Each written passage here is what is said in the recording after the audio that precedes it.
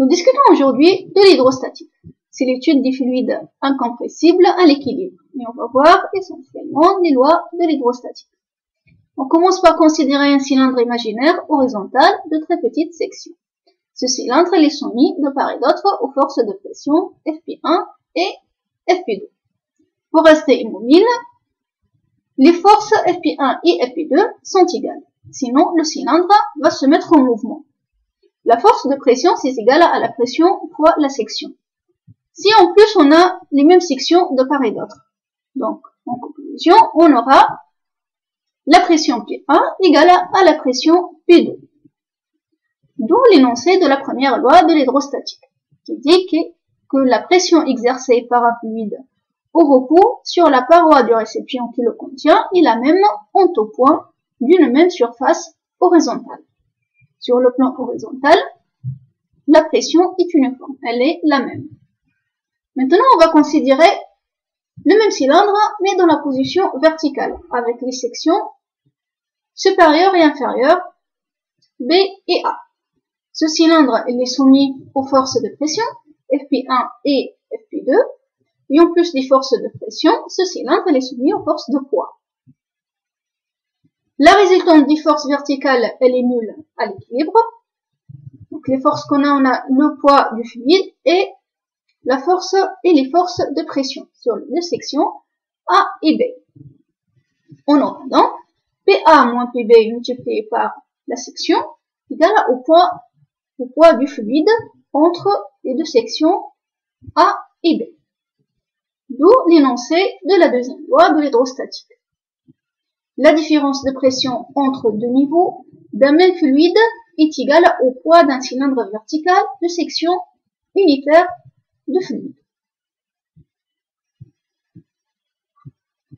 Maintenant, on va considérer des vases qui sont remplis avec le même liquide à la même hauteur H. On va parler ici de ce qu'on appelle paradoxe hydrostatique. En effet, le fond de même surface S est soumis à la même force de pression, c'est-à-dire Fp1 égale à Fp2 égale à Fp3, qui est égal à la pression en fonction du H multiplié par la surface. Donc, la force de pression sur la surface inférieure est donc la même, bien que les vases contiennent des poids de liquide différents. On obtient la même force de pression, quelle que soit la forme du récipient. Donc, c'est la conclusion. La poussée sur fond horizontal, elle est indépendante de la forme du récipient. Donc, on a la surface inférieure, elle est la même.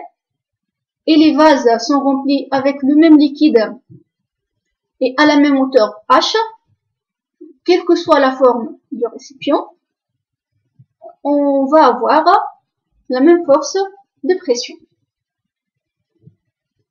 On continue par la suite par l'énoncé du théorème de Pascal, qui est un théorème très important pour l'hydrostatique. Et on va le traiter dans une vidéo à part.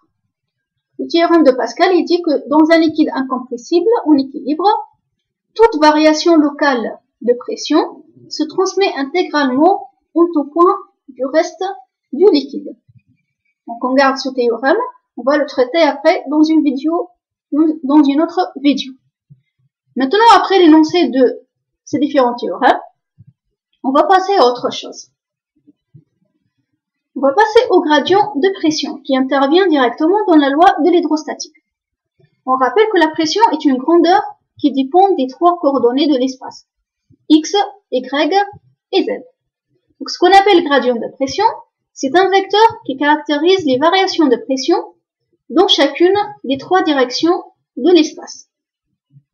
On l'écrit ainsi, grade P est égal à la variation de P par rapport à x suivant la direction x, plus la variation de P par rapport à y selon la direction y, plus la variation de P par rapport à z dans la direction z.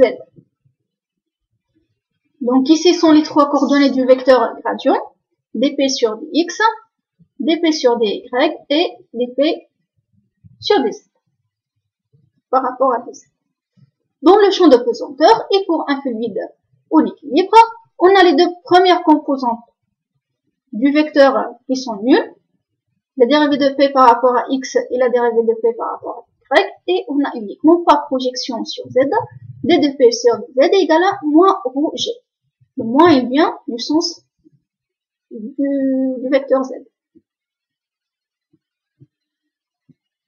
Donc, on en conclut que les dérivés de P, ils sont nuls dans le plan horizontal.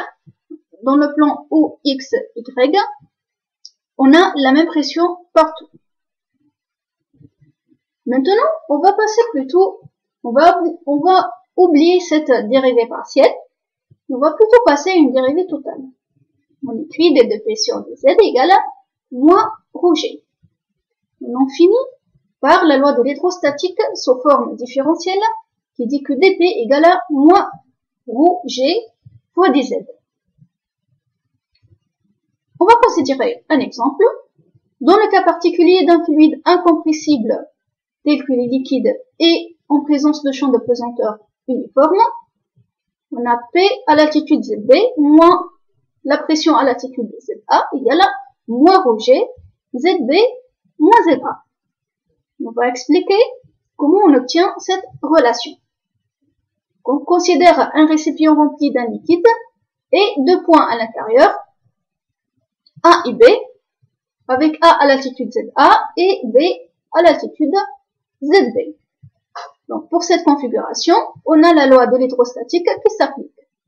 Avec dz, c'est le déplacement élémentaire de A à B. Donc, pour calculer la pression, la différence de pression entre A et B, on doit faire la somme de tous les déplacements élémentaires dz. Si on parle de somme, on parle d'intégrale.